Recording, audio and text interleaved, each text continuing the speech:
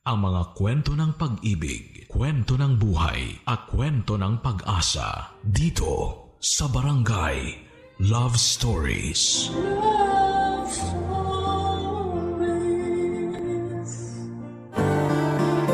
Magulang ang nagsasakripisyo para sa kabubuti ng kanilang mga anak. Isa itong obligasyon na dapat panindigan nang sa ganon pagsapit ng takdang panahon. Sila na mismo ang magbalik ng pag-aaruga at pagmamahal na iyong kinakailangan. Ikaw kabarangay, nakabawi ka na ba sa mga sakripisyo ng iyong nanay? Dear Papa Dudut, hindi ko inaasahan na darating din pala ang araw na ako naman ang magpapadala ng sulat sa inyong programa. Isa lamang po ako sa silent listener ng Barangay Love Stories.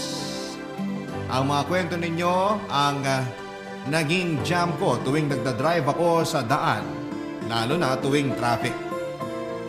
Bigla akong nai-inspire na i-share din ang sarili kong kwento para naman makapagbigay ako ng aral at motibasyon sa lahat ng kabataang nakikinig sa inyo ngayon na dumadaan din sa parehong karanasan ng aking buhay. Ako po si Sally, 37 years old. Laking mahirap pero dahil sa determinasyon at pagpupursige, ay isa na ngayon akong business owner ng maliit na Japanese restaurant dito sa Maynila. Kailanman ay hindi ako nagreklamo sa pagiging busy ko sa buhay. Sa katunayan, Papa Dudut, ay sobrang thankful pa nga ako dahil hindi ako nawawala ng pinagkakabalahan. Wala po akong karapatang magreklamo dahil ang buhay na tinatamasa ko ngayon ay ang buhay na araw-araw kong dinadalangin noong bata pa lamang ako. Lingid sa kalaman ng mga taong nakakakilala sa akin ay hindi naging maganda ang buhay ko noong bata pa lamang ako. Poorest of the poor kung maituturing ang estado namin. Kasama ang nanay kong si Melba. Sa squatters area lamang kami nakatira noon. Wala kaming sariling gamit sa bahay, walang kuryente at ni palikuran ay wala kami. Wala akong kinalakhang ama. Pero ang kwento sa akin ng nanay Melba ko ay iniwan kami ng tatay ko noong 2 years old pa lamang ako. Dahil mas pinili niyang sumama sa ibang babae kesa panindigan kami.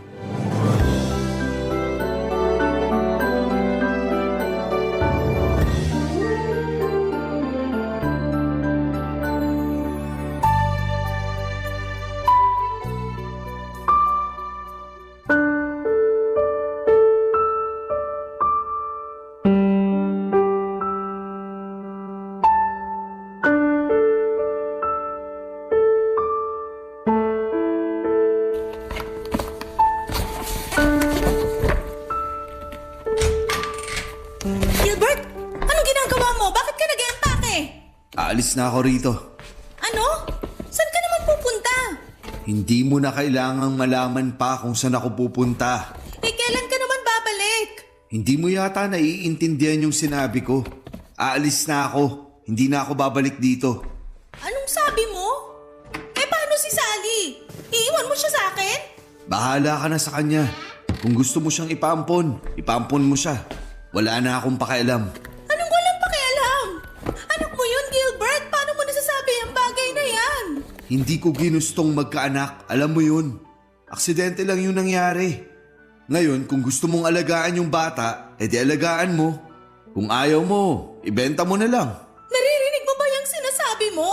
Oo, at malinaw yung mga sinabi ko. Tapos na tayo, Melba. At sa'yo na yung bata kung gusto mo. Paano mo nagagawa to? Dahil ba sa babae mo? Siya bang nagutos na iwan mo kami kaya ka nagkakaganito? Huwag mong idamay dito si Rita. Ako ang nagdesisyon na sumama sa kanya. Wala siyang kinalaman dito. Ah, talaga? Paano wala siyang kinalaman dito? Siya ang dahilan kung bakit mo kami iiwan ng anak mo. Hindi siya ang dahilan kung bakit ako aalis. Ano? Anong dahilan? Sabihin mo sa akin. Kasi ayoko na sa'yo. Ganun lang kasimple yun.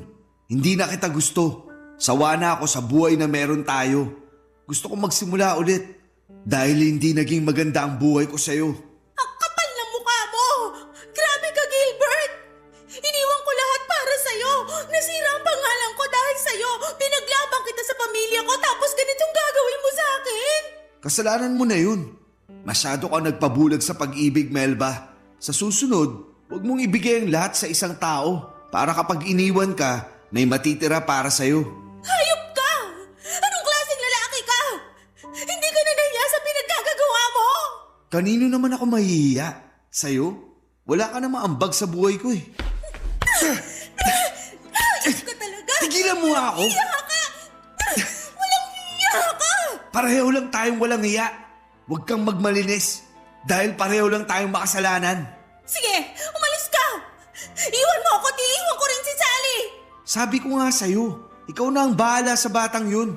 Kung gusto mo siyang iwan mag-isa, bahala ka. Gilbert! 2 taong gulang lang yung anak mo! Paano mo nagagawa to? Pasensya na, pero kahit anong sabihin mo, hindi na magbabago ang isip ko. Naiwan na kita. Sandali, Gilbert! Sandali lang! Ano? Parang awa mo na, huwag mo kaming iwan. Hindi ko alam kung paano kami mabubuhay nang wala ka. Please, wag ka nang umalis.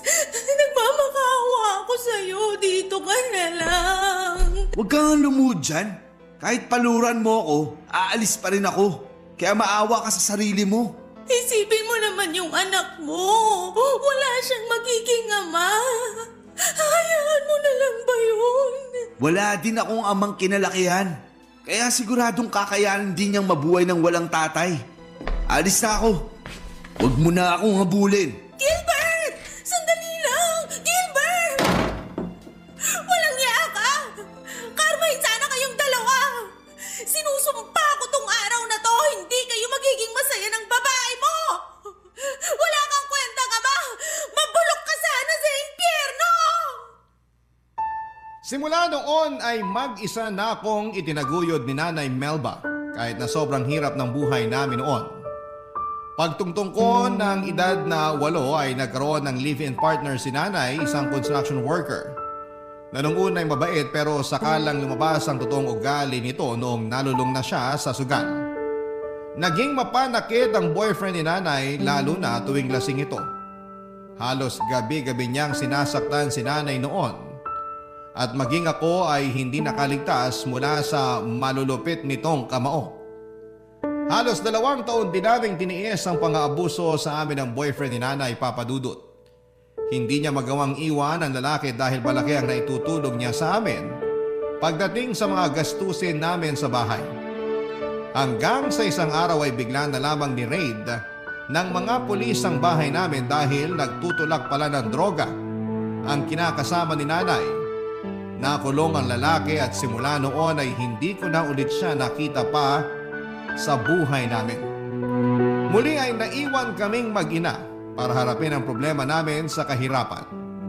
Papa Dudut, hindi ko makakalimutan kung gaano kahirap ang naging buhay namin noon. Hanggang ngayon ay ginagawa ko pa ring inspirasyon ng batang Sally na patpatin at laging umiiyak gabi-gabi dahil walang laman ng sikmura. Sa kabila ng buhay namin yon ay malaki ang pasasalamat ko kay Nanay Melba dahil hindi siya sumuko. Kahit wala kaming pera ay pinilit niya akong pag-aralin para mapaghandaan ko raw ang kinabukasan ko.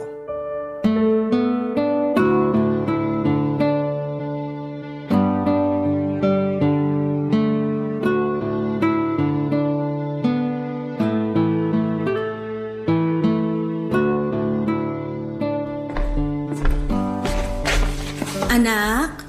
Sally? Nandyan ka ba? Opo, nandito po ako.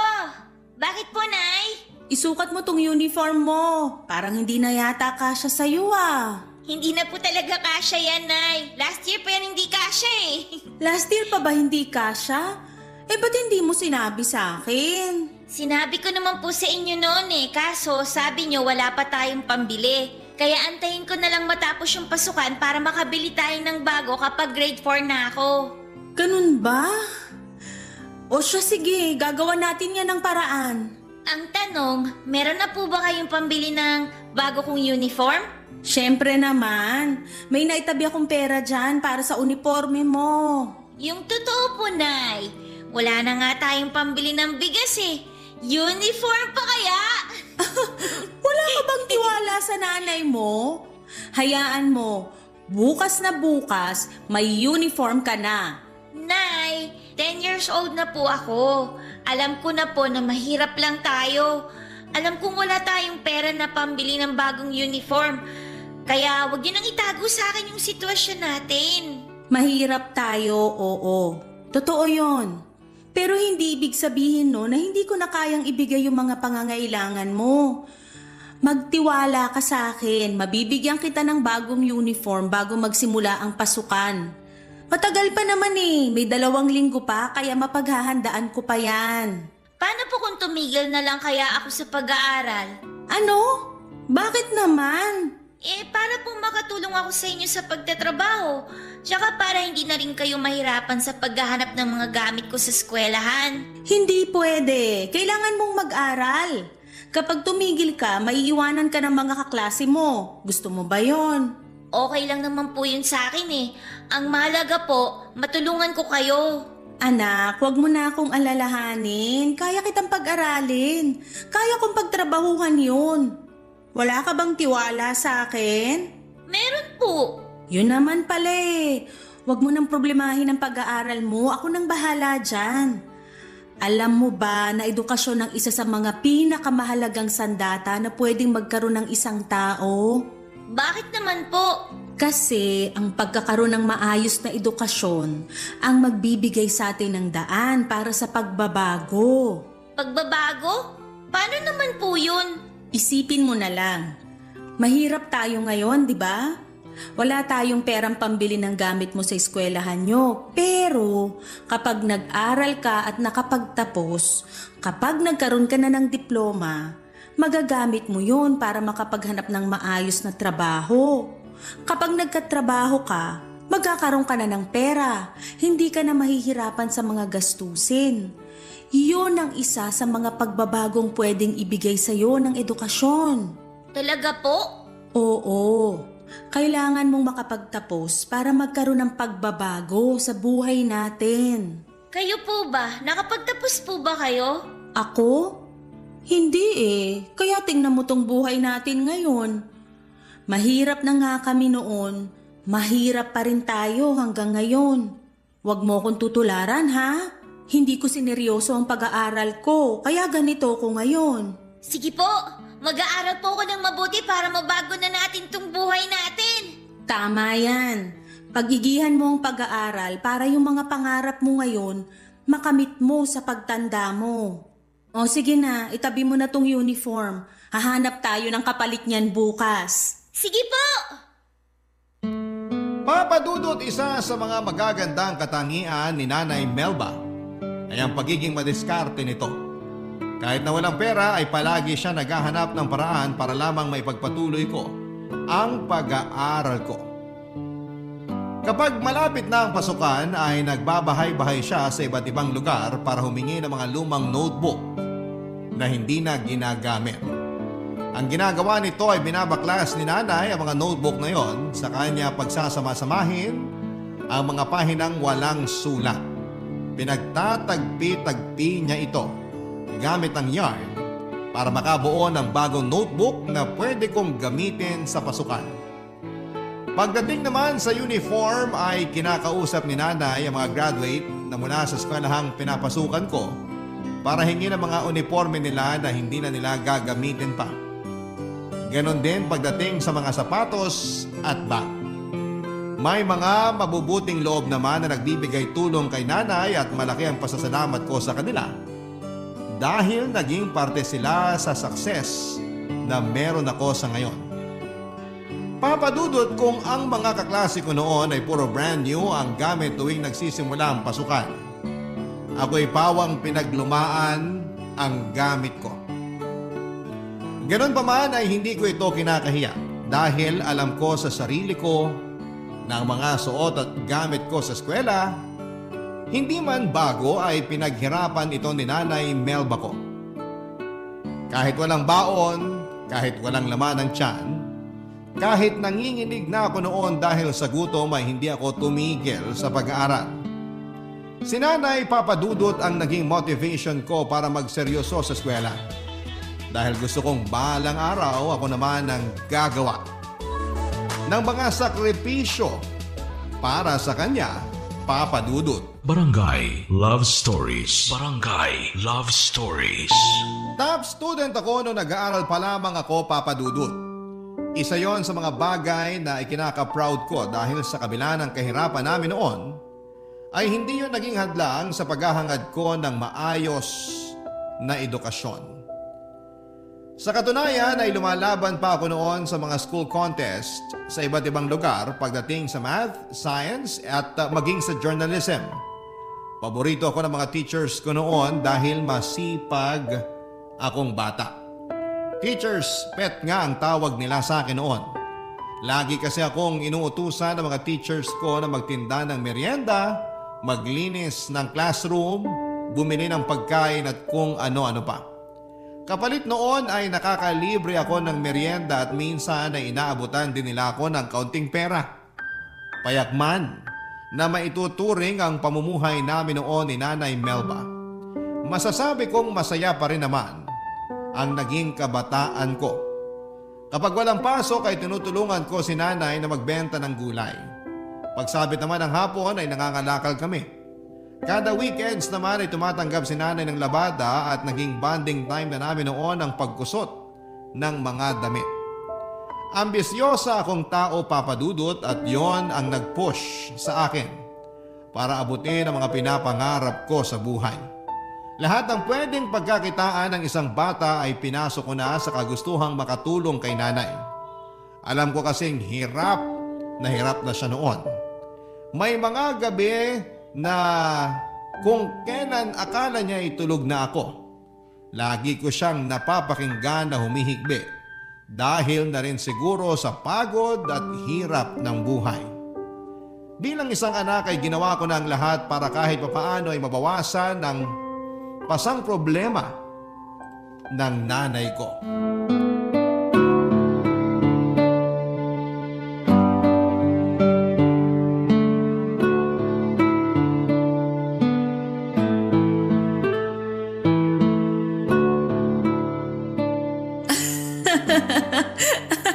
Oh, eto. Hulaan mo kung ano tong anino na ginagawa ng mga daliri ko. Ano po yan? Hindi ko po masyado makita eh. Tapat niyo po yung kamay niya sa may kandila para mahulaan ko. Oh, ayan. Nilalapit ko na. Nakikita mo na ba kung ano yan? Dinosaur? Hindi. Eh ano po yan? Aso! Ayan yung tenga oh. Tapos itong hindi liit ko yung dila. Parang hindi naman po aso yan eh. Nay, bakit po pala hindi na bumalik yung kuryente natin? Ayaw na tayong pakabitin ng kapitbahay natin eh. May nanguhuli na raw kasi. Hayaan mo, kapag nakapag-ipon ako ng pera, magpapakabit ako ng sarili nating kuryente. Eh, paano po ako makakagawa ng assignment niyan? Dito ka na muna sa may kandila. Maliwanag naman eh. Kapag po ako lumaki na tapos nagkatrabaho, magpapakabit po ako ng maraming ilaw dito sa bahay para po maliwanag. Aba, magastos yun sa kuryente. Kahit na po. Nakakatakot kasi kapag madilim eh. Baka po mamaya may sumilip na multo dyan sa may bintana. Naku, tinatakot mo lang sarili mo. Hindi naman totoong multo eh. Basta yun po ang bibiling ko kapag may trabaho na po ako. Iba ka rin ano? Ano pa? Ano pa yung mga pangarap mo na gusto mong gawin pagtanda mo? Marami po. Kapag po may sarili na tayong bahay, gusto ko po magpagawa ng swimming pool. Tapos po, gusto ko rin bumili ng relo. Yung pong katulad sa kaklase ko, yung relo po na may calculator. Calculator? Bakit mo naman kailangan ng calculator? Eh magaling ka naman sa math. Eh basta po, ang ganda po kasi nun eh. Ano pa? Anong trabaho naman ang gusto mong gawin? Kapag nakapag-college ka na, anong kurso yung kukunin mo? Gusto ko po doktor. Doktor? Bakit naman yun ang napili mo? Eh kasi po, gusto ko pong tumulong sa mahihirap na hindi po kayang magpa-hospital. Di po ba yung anak ng kapitbahay natin namatay daw po kasi ayaw po nilang itakbo sa ospital kasi daw wala po silang pambayad? Oo, nagkaroon ng pneumonia yung bata tapos ayaw ipagamot sa ospital kasi malaki daw yung sinisingil. Kaya sa bahay na lang siya ginamot. Mga ganong tao po yung mga gusto kong tulungan, Nay. Yung mga tulad natin na mahihirap lang. Ang bait mo namang bata. Iniisip mo pa talaga yung makakatulong sa iba? Mabuti yan. Basta pag-igihan mo lang ang pag-aaral mo, magiging mabuti at magaling na doktor ka rin paglaki mo. Eh kayo po, Nay, ano po bang pangarap niyo nung bata kayo? Ako? Gusto kong maging teacher noon pero dahil nga hindi ko natapos yung pag-aaral ko, hindi ko naabot yung pangarap kong yun. Sayang naman po. Maliban sa maging teacher, ano pa po yung pangarap niyo noon? Ano pa nga ba? Wala naman na. Ang gusto ko lang naman talaga noon magkaroon ng masaya at tahimik na pamilya. Yung kahit hindi mayaman, pero hindi naman naghihirap na tulad natin ngayon. Basta yung simpleng pamilya lang, buo, masaya, tahimik, puno ng pagmamahal. Ganun lang kasimple yung pangarap ko noon. Ako na lang po ang bubuo ng pangarap niyong yan, Nay. Ako po yung magbibigay sa inyo ng masayang pamilya. Kapag po nakaahon na tayo sa hirap, gagawin po natin lahat ng gusto nating gawin para po maging masaya tayo kahit po dalawa lang tayo. Talaga ba? Oo naman po! Kaya katulad po ng sinabi niyo, pagbubutihin ko po talaga yung pag-aaral ko po para sa inyo. Maganda yan. Sana patuloy kang bigyan ng inspirasyon ng mga pangarap mong yan. Basta magtiwala ka lang sa Panginoon. Maaabot din natin ang mga nais natin pagdating ng panahon. Papadudot marahil noon ang mga pangarap ko nung bata pa lamang ako ay parang napaka-imposibleng mangyari. Masyadong matayog. Ang mga kahilingan ko sa buhay na mahirap kamtin, lalo na sa estado namin noon, pero hindi ko ginawang hadlang ang kahirapan para abutin ang mga pangarap na yon. Papadudot kong mahirap na ang buhay namin noon. Mas humirap pa ang mundo namin nung patuloy na sinubok ang tatag naming mag-ina. 15 years old ako noon nung biglang dinapuan ang malubhang sakit si Nanay Melba. Nagsimula ang lahat sa isang simpleng ubo at akala namin ay simpleng lagnat lang ang dumapo kay Nanay dahil maulan noon at ilang beses naulanan si Nanay. Pero ang ubong yon ay hindi na naalis-alis pa. Sa halip kasi na bumili ng gamot ay mas pinili na lamang ni Nanay na gastusin ang kakarampot nitong pera sa pagkain. Hanggang ang ubo nito ay lumala ng lumala. Ang payat nitong katawan ay lalong nangayayat. Bumagsak ang katawan nito pero kahit na ganoon ay hindi tumigil si Nanay. Nagpatuloy pa rin siya sa pagtitinda noon dahil kung hindi niya gagawin yon ay wala kaming kakainin. Dumating noon sa punto na maging ako ay nahawa na rin sa sakit ni Nanay. Mas malala ang dumapo sa aking sakit dahil munti ko na itong kinamatay noon. Tuwing inuubo ako ay may kasama na itong dugo at bigla ring tumaas ang lagnat ko kaya nagmamadali akong tinakbo ng nanay ko sa pinakamalapit na center. Pero ang center na pinuntahan namin ay walang nagawa sa sakit ko dahil sobrang lala na nito. No choice sila kundi ang ipadala ako sa isang public hospital. Wala na akong masyadong maalala ng time na yon, Papa Dudut, dahil akala ko noon ay mawawala na ako. Sobrang sakit ng dibdib ko tuwing humihinga ako. Hindi rin ako natigil sa pag-ubo hanggang sa sumakit na ang lalamunan ko sa kakaubo. Parang umiikot na ang buong mundo ko noon dahil sa taas ng lagnat ko. At ang tanging memorya ko na lamang noong araw na yon ay ang pag-iyak ni Nanay Melba kasama ang kaibigan niya na si Tia Rosa dahil sa sobrang pag-aalala, Papa Dudut.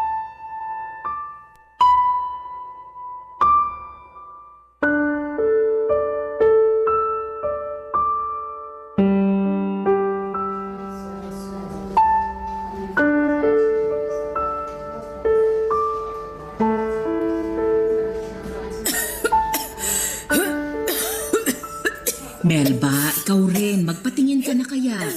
Malala na rin yung lagay mo, oh. Hindi na. Kaya ko na to. Kung pati ako ay magpapa-ospital, hindi ko na alam kung saan ako kukuha ng pambayad. Kanina pa nga ako hindi mapakali kung saan ako kukuha ng pera para dito eh. May naitatabi ka ba dyan na pwedeng mahiram? Naku, wala eh. Ako rin naman maraming bayarin ngayon.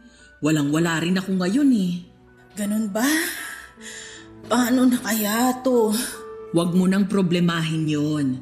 Ang isipin mo na lang muna ngayon ay yung kalagayan ninyong mag-ina. Kaya nahawa yung anak mo dahil dyan sa pagpapabaya mo eh. Dapat nung una pa lang, ipinagamot mo na yung sakit mo. Tingnan mo, mas lumala tuloy. Hindi ko naman alam na aabot sa ganito yung sitwasyon namin eh. Magpatingin ka na rin para mabigyan ka na nila ng gamot. Huwag mo nang alalahanin yung gastos. Maya-maya, may darating ng tulong. Tulong? Saan naman manggagaling yung tulong na sinasabi mo? Ganito kasi yun eh. Pasensya ka na kung pinangungunahan kita ha. Pero tinawagan ko kasi si Gilbert. Si Gilbert? Bakit mo naman ginawa yun, Rosa? Nag-aalala na rin kasi siya sa inyong mag-ina eh. Wala naman akong maipahihiram sa iyong pera. Kaya ako na mismong humingi ng tulong kay Gilbert. Alam ko naman na kahit magkamatayan, hindi ka lalapit sa lalaking yun. Eh kaya ako na ang kumausap sa kanya. Rosa, hindi ko kailangan ng tulong ni Gilbert. Isang tabi mo na lang muna ang pride at galit mo sa tao. Kailangan niyo si Gilbert ngayon. Kailangan siya ng anak mo. Rosa, Melba, O ayan na pala si Gilbert. Salamat naman at nagpunta ka agad dito. kumusta na si Sally? Inadmit na siya ng mga doktor. Malala raw ang lagay niya eh. Pero nasalina na siya ng gamot. Ang sabi ng doktor, tuberculosis daw ang sakit niya. TB? Paano naman nangyari yun, Melba? Bakit mo naman pinaabot sa ganito kalala ang sitwasyon niyo? Hindi ko naman alam na TB na pala tong nararamdaman ko eh. Huwag na kayong magsisihan. Ang mabuti pa, kausapin mo tong si Melba na magpa-admit na rin dahil ang tigas ng ulo. Ayaw niyang magpatingin sa doktor. Hindi ka pa ba nila na-check up? Hindi na kailangan. Hihingi na lang ako ng gamot. Mawawala na rin to. Magpatingin ka na sa doktor. Hanggang ngayon talaga, ang tigas pa rin ang ulo mo. Wala akong pambayad sa doktor. Kaya... Huwag mo nang problemahin yan. Ako nang magbabayad sa mga gagastusin niyo rito. Ang malaga ay gumaling si Sally, pati na rin ikaw. Hayaan mo. Mag-iipon ako ng pera kapag gumaling ako at babayaran ko lahat ng magagastos mo rito sa ospital. Hindi mo na kailangang gawin yan. Isa lang naman ang hiniling kong kapalit nitong pagtulong ko eh. Kapag gumaling na kayong dalawa, pakiusap ko lang na wag na kayong lalapit ulit sa akin. Hindi alam ng pamilya ko ang tungkol sa inyo. Kaya please lang, wag niyo na akong guluhin ulit. Naiintindihan mo ba yun, Rosa? Pasensya na talaga. Wala naman na kaming ibang matatakbuhan kung hindi ikaw lang eh. Sige na, ipacheck mo na yung kaibigan mo. Halika na, Melba. Magpatingin ka na rin para gumaling ka. Sandali, hindi pa kami tapos mag-usap ni... Halika na. Siya na nga raw ang magbabayad eh. Hayaan mo na lang siyang bumawi sa inyong mag-ina. Gilbert, maiwan ka na muna namin ha. Ipapatingin ko lang to si Melba bago pa siya makahawa ng iba. O sige. Kung gusto mong bisitahin yung anak mo, nasa isolation room siya. Magsuot ka na lang din ng face mask para hindi ka mahawa sa sakit niya. Sige, salamat. Pupuntahan ko na siya. At ikaw naman, Melba. Doon tayo. Magpapatingin ka para mabigyan ka na rin ng gamot. Sulitin mo na itong kabutihang ibinibigay ni Gilbert. Dahil baka hindi na ulit ito mangyari. Oo na. Hindi na talaga ulit ito mangyayari. Nagkaroon pa ako ng utang na loob sa lalaking yun. Hindi yon utang na loob. Kabayaran niya yon sa pag-iwan niya sa inyong mag-ina. Kaya wag mo nang isipin yon. Yung gagastusin niya ngayon, kakarampot lang yon kumpara sa yaman na meron siya ngayon. Halika na. Sa awa ng Diyos ay nakaligtas naman ako sa pagsubok na yon ng buhay ko, Papa Dudut. Dahil sa diretsong gamutan ay mabilis na nawala ang sakit ko, ganon din kay Nanay Melba. Noong nalaman kong ang tatay ko ang tumulong sa amin sa pagbabayad ng mga gastusin sa ospital ay naisipan ko siyang pasalamatan. Hinanap ko kung saan nakatira si tatay pero hindi natuloy ang plano kong pasalamatan siya. Noong nakita ko kung gaano kaganda ang buhay ng ama ko. Malaki ang bahay nila, sakto noon na nasa veranda sila ng kanilang tahanan noong nagpunta ako sa kanila. May 3 siyang anak at puro babae. Maganda rin ang asawa niya habang pinagmamasdan ko sila. Mula sa labas na masayang kumakain ng merienda ay hindi ko po maiwasang makaramdam ng inggit. Bigla ko naawa sa sarili ko, Papa Dudut.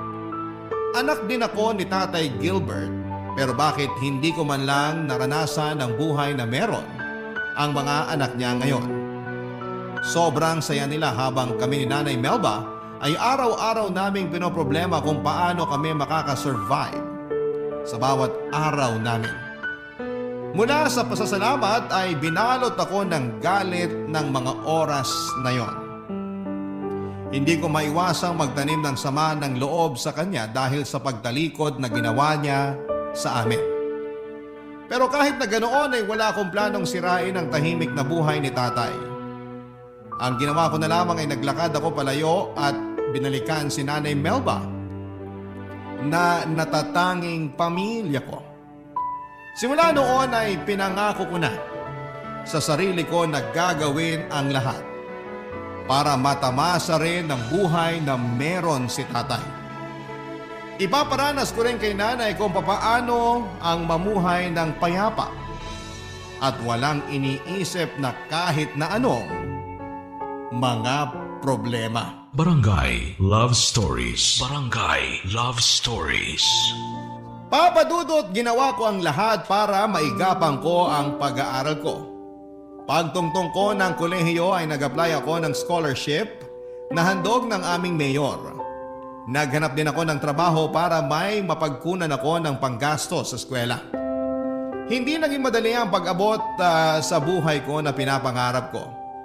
May punto noon na naiiyak na lamang ako dahil sa sobrang pagod. Pero pagkatapos umiyak ay sige pa rin ako sa pagsulong. Mahirap man ang mag-aral ng pagod ay okay lang. Kahit na walang tulog at gutom ay nalalampasan ko ang lahat ng ito. Dahil na rin sa suporta at pagmamahal sa akin ni nanay. Kumapit ako sa Panginoon at humingi ng gabay sa Kanya na sana ay makayanan ko ang bawat araw pang darating sa buhay namin ni Nanay Melba. At ang mga panalangin kong yon ay ibinigay naman sa amin ng may kapal, Papa Dudut. Dumating ang araw na nakapagtapos ako ng college gamit ang sarili kong dugot pawis. Nang makuha ko ang diploma ko ay agad akong naghanap ng trabaho at nagsimulang mag-ipon. Paunti-unti ay dahan-dahan kong inangat ang buhay namin mula sa laylayan. Dumating kami noon sa moment na hindi na namin problema ang araw-araw na pagbili ng bigas dahil kaya ko nang bumili ng pang-1 linggo. Kung noong bata ako ay puro pinaglumaan ang mga suot kong damit. Noong nagkatrabaho ako ay nakabili na ako ng sarili kong damit. Ganon din si Nanay Melba na nakakapagsuot na rin ng mga magagandang kasuotan. Mabagal man pero dahan-dahan kong ibinigay kay nanay ang comfort na deserve niya, Papa Dudut.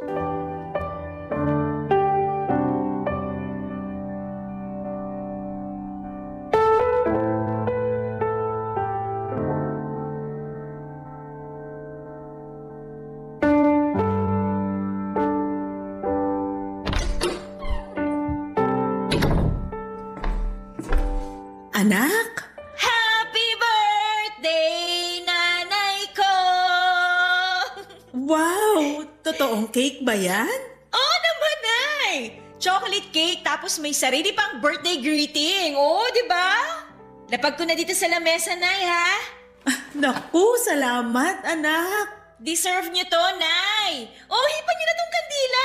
Tapos hiling kayo ng isang bagay na gusto nyong matupad. Wala na akong mahihiling pa.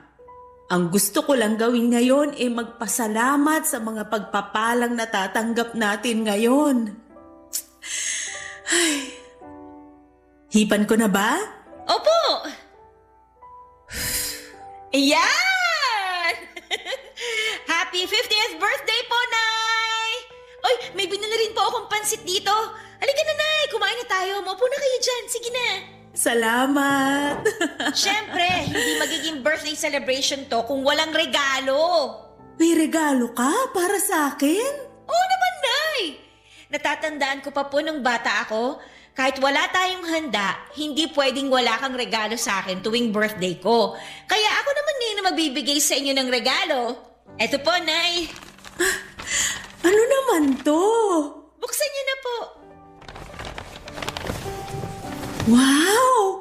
Blouse! Sakto ah! Paboritong kulay ko pa to. Yellow na floral. Salamat talaga dito, anak ha. Kayo po ang dapat kong pasalamatan, Nay. Kasi kung hindi dahil sa inyo, hindi naman natin maaabot kung ano man ang meron tayo ngayon. Hindi niyo ako pinabayaan noon, kaya ako naman ngayon ang magbabalik ng lahat ng sakripisyo na ginawa niyo para sa akin. Sinong mag-aakala, no? Naaabot din pala tayo sa ganitong klase ng buhay. Akala ko noon mamamatay na lang akong mahirap eh. Siyempre, hindi ko po hahayaan yun, Nay. Hindi ba't nangako nga po ako sa inyo na ako ang aabot ng pangarap ninyo? Ito na po yun. Unti-unti na nating naaabot yung mga pangarap na yun. Wala pa tayo sa buhay na talagang gusto natin, pero at least ramdam naman natin na malapit na tayo sa rurok. Konting tiis pa, Nay. Magiging maayos din ang buhay natin. Sa totoo lang, masaya na ako sa ganito eh. Maayos na ang tirahan natin, may ilaw na tayo, may gamit. Hindi na tayo namumroblema sa pagkain. Doon pa lang, sobrang nagpapasalamat na ako sa mga biyayang to. Hindi pa yan sapat, Nay. Mas pag-iigihan ko pa po ang pagtatrabaho dahil kulang pa to sa lahat ng paghihirap na ginawa ninyo noon. Gusto ko na magbuhay donya kayo. Gusto ko magsuot kayo ng mga mamahaling alahas. Gusto ko na tiles na sahig na nga apakan ninyo. Yun ang gusto kong buhay na matamasa ninyo, Nay. Salamat, anak. Pero wag naman laging ako. Isipin mo rin ang sarili mo. Mas matutuwa ako kapag sarili mo ang inuna mo kaysa sa akin. Huwag niyo na po akong problemahin, Nay. Napagbibigyan ko pa rin naman ng sarili ko kahit papano eh. Yung nakikita ko pa lang na nakakapagbalik na ako sa inyo ng mga bagay na ikinakatuwa ninyo, okay na po ako doon. Salamat, anak. Salamat din sa Diyos sa lahat ng magagandang bagay na nangyayari sa atin ngayon. Sige na po, Nay. Kumain na tayo. Sige, ano pa ba tong mga binili mong pagkain? Ayan po, pansit gisado. Paborito niyo yan, di ba? Tapos may in-order din po akong maha blanca sa kapitbahay natin. Naku, sarap naman nito. Papadudo taon ng lumipas ay pinasok ko ang pagnenegosyo. Pagkatapos ng trabaho ko sa umaga ay naisipan ko magtinda ng mga inihaw at prinitong ulam sa labas ng bahay namin tuwing gabi. Hindi ko ininda ang pagod na nararamdaman ko sa buong araw na pagtatrabaho dahil alam kong ang lahat ng paghihirap na ginagawa ko noon ay para sa pangarap ko kay nanay na mabigyan siya ng magandang buhay. Marami akong naging customer sa maliit na business na pinatayo ko, Papa Dudut. Sa pamamagitan noon ay nadagdagan pa ang ipon ko hanggang sa nakalipat kami ni nanay sa mas maayos na bahay. Hindi naglaon ay nakapagpunda na rin po ako ng ilang appliances tulad ng maliit na ref, electric fan at pati na rin gas stove. Kahit na hindi pa ganoong kalaki ang sweldo at income na nakukuha ko noon ay hindi ako nakalimot sa pinanggalingan ko. Kung ano ang ginawa sa amin ng mga mabubuting tao noon na tumulong sa amin ay ginawa ko rin yon nang umayos ang buhay namin. Nagdo-donate ako sa simbahan ng maliit na halaga ng pera at tumutulong din ako sa mga kabataang kapuspalad hanggang sa isang karinderyang naisipan kong ipatayo. Nagtulungan kami ni nanay para buhayin ito at hanggang sa nag-boom na nga ang kainan namin dahil malapit lang kami sa eskwelahan. Karaniwan sa mga suki namin ay mga college students at may ilan din na trabahador na nagbo-boarding malapit lang sa amin. Damang-dama ko noon ang tagumpay na matagal ko nang pinapangarap. Taon ang hinintay namin bago ko natamasa ang mga pangarap ko noong bata pa lamang ako. Pero kung kailan unti-unti na namin itong naaabot ay isang trahedya naman ang nangyari sa buhay namin. Nang mabangga ng pampasaherong jeep ang sinasakyan naming tricycle. Pauwi na kami galing palengke noon nang bungguin ng isang jeep ang sinasakyan namin ni Nanay Melba. Galos lang ang tinamo ko matapos akong yakapin ni Nanay. Siya ang sumalo ng impact ng banggang yon at yun na po ang kinasawin ng kanyang buhay, Papa Dudut.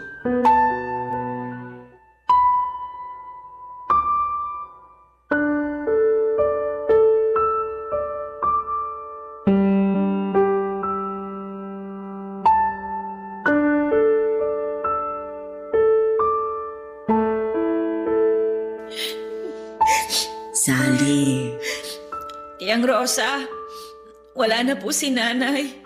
nakikiramay ako sa'yo.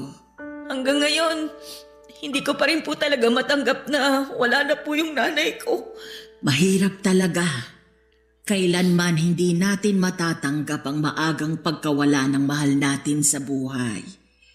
Pero kung yun talaga ang kapalaran ng isang tao, wala na tayong magagawa pa doon. Ang dami ko pa pong pangarap para sa kanya eh. Hindi pa namin naaabot yung estado na ipinangako ko po sa kanya. Wala naman yan sa naging estado nyo sa buhay eh. Kung ako ang tatanungin mo, masaya na si Melba kahit noon pa kasi nagkaroon siya ng isang napakabuting anak na tulad mo. Aanin ko pa po yung pagiging mabait kong anak kung hindi ko naman nasuklian yung mga paghihirap sa akin ng nanay ko. Tignan mo yung sarili mo ngayon. Maayos na ang pamumuhay mo. Maganda na ang buhay mo. Malayo ka na sa dating Sally na butot balat. Yung mga sakripisyo ng nanay mo sa'yo, hindi mo yun sinayang. Doon pa lang isang malaking kasuklian na yun para sa nanay mo. Ang hangad lang naman ng isang magulang, makita ang kanilang anak na nasa maayos na kalagayan. At yun ang nakita ni Melba bago siya namayapa. Ang unfair lang po kasi kung kailan po malapit na kami sa hinahangad kong buhay, saka pa siya nawala sa akin. Ganun talaga eh. Hindi atin tong buhay na meron tayo. Hiram lang to sa Diyos. At kapag oras ng bawiin, wala na tayong magagawa. Nakakalungkot lang din talaga kasi napakabait na tao ni Melba. Alam mo ba ang kwento kung papaano kami naging magkaibigan? Hindi po. Basta ang alam ko, magkaibigan na po kayo noon pa eh. Wala ka pa noon sa buhay ni Melba. Matalik na talaga kaming magkaibigan. Tindera rin ako noon. Magkatabi lang kami sa pwesto ng nanay mo. Ako ang naging witness ng naging pag-iibigan nila Melba at ng tatay mong si Gilbert. Ano po bang nangyari sa kanilang dalawa? Bakit po sila nagkahiwalay? Ang totoo niyan, hindi ko rin alam. Basta ang sabi sa akin ni Melba, mas ginustong sumama ni Gilbert sa babae niya. Isa ako sa mga nakakita kung papaano iniwan ng tatay mo si Melba. Halos lumuhod nga siya noon sa pagmamakaawa eh. Pero wala. Matigas yung tatay mo. Iniwan pa rin kayo. Simula noon, ako na yung naging sandala ng nanay mo. Sabi nga niya sa akin noon, karma na niya siguro yung nangyari. Karma? Bakit naman po karma? Kasi maging siya, ay teka, hindi mo pa pala alam tong kwento na to. Hayaan mo na lang, huwag mo nang isipin yung mga sinabi ko. Hindi, sige po, tuloy niyo lang po. Karma? Bakit naman po kakarmahin si nanay? Paano ba to? Baka multuhin ako ng nanay mo kapag sinabi ko sa'yo to eh. Chang Rosa, sabihin niyo na po. Nasimulan niyo na pong ikwento eh. Pero huwag kang magagalit sa nanay mo kapag nalaman mo ang totoo, ha? Ano po ba kasi yun? Bakit naman po ako magagalit kay nanay? Kasi ang totoo niyan, kabit rin ni Gilbert si Melba. Ano po? Kabit po si nanay? May asawa si Gilbert noon, si Salome. Siya ang totoong nanay mo, Sally. At hindi si Melba. Ha? Paano po nangyari yun? Sinasabi niyo po ba na hindi ko totoong nanay si Nanay Melba? Ganito kasi yung nangyari. Si Gilbert at si Salome, nagkaroon sila ng anak. Ikaw yon. Pero nung mga panahong yon, kinakasama na rin ni Gilbert si Melba. Saktong kapapanganak mo lang noon nung nalaman ni Salome ang totoo. Na-depress siya, dulot na rin siguro ng postpartum depression. Bigla na lang siyang tumalon mula sa ika-6 na palapag ng inuupahan yung bahay noon. Nung namatay si Salome, kinuha ka ni Gilbert at inako ka na ni Melba bilang totoong anak. Hanggang sa iniwan kayo ng tatay mo. Simula noon, si Melba na ang tumayong ina mo. Totoo po bang sinasabi niyo? Alam kong mahirap paniwalaan. Pero yun nga ang nangyari. Kung gusto mong kumpirmahin tong mga sinabi ko sa'yo, pwede mong itanong sa tatay mo. Hindi ko totoong nanay si Nanay Melba? Maaaring hindi nga kayo totoong magkadugo, pero nanay mo pa rin siya at hindi na yun mapapalitan pa. Sally, huwag ka sanang magalit sa nanay mo, ha? Hindi po. Hindi po ako galit kay nanay. Nagulat lang po ako sa mga nalaman ko. Pwede po bang iwan niyo na lang po muna ako? Gusto ko na lang po muna sanang mapag-isa. O sige, doon na lang muna ako sa labas. Sa totoo lang, Papa Dudut, ay hirap akong paniwalaan noon ang mga nalaman kong katotohanan mula kay Chang Rosa. Pero pinatotoo ito ni Tatay Gilbert nung dumalaw siya sa huling gabi ng burol ni Nanay Melba. Humingi ng tawad sa akin si Tatay sa mga nagawa niyang kasalanan sa amin ni Nanay. Willing daw siyang magpakaama sa akin ngayong wala na si Nanay Melba. Pinatawad ko naman po si Tatay sa ginawa niyang pang-iwan sa amin, pero kasabay noon ay hiniling ko rin sa kanya na huwag na siyang magpapakita pa sa akin kailanman. Masyado nang huli ang desisyon niyang magpakaama sa akin. Isang tao lang ang itinuring kong magulang sa buong buhay ko at yon ay si Nanay Melba lamang. Siguro totoo nga nakabit si Nanay Melba. Isa siya sa mga sumira sa pagsasama ng totoong magulang ko, pero ang makasalanang pag-ibig na yon na nangyari noon ay matagal nang pinagdusahan ni Nanay. Bumawi siya sa pamamagitan ng pagkupkop at pagpapalaki sa akin kahit na hindi naman niya ako totoong anak, at sapat na yon sa akin bilang kapatawaran. Pagkatapos ilibing ni Nanay Melba at ipinagpatuloy ko ang mga nasimulan kong pangarap. Mula sa maliit na karinderya ay nagpatayo ako ng sarili kong Japanese restaurant matapos akong kumuha ng kurso sa cooking. Ang negosyo kong yon ay umusbong hanggang sa nagkaroon po ito ng isa pang franchise. Hindi naglaon ay nakapagpatayo po ako ng sariling bahay na mas malaki pa sa bahay ng tatay ko. Lahat ng bagay na gusto kong makuha noong bata ako ay abot kamay ko na. Ang mga pangarap ko noon na sa panaginip lang natutupad ay naabot ko na. Nakakalungkot lang na hindi na ito natamasa pa ni Nanay Melba na siyang pangunahing rason kung bakit ako naghirap na abutin ang mga pangarap na yon. Papa Dudut, dito na po nagwawakas ang storya ko. Maraming salamat po sa inyo.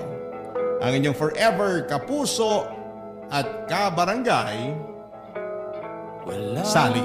Barangay Love Stories. Barangay Love Stories. Napakasakit na nangyari kay letter sender. Pero buti sa uli, naging maayos pa rin ang buhay niya. Anong say mo sa Barangay Love Stories na ito? Pagkwentuhan natin sa comment section yan. Nagustuhan ng iyong napakinggan? Ituloy yan via live stream sa www.gmanetwork.com/radio. Barangay LS 97.1 forever.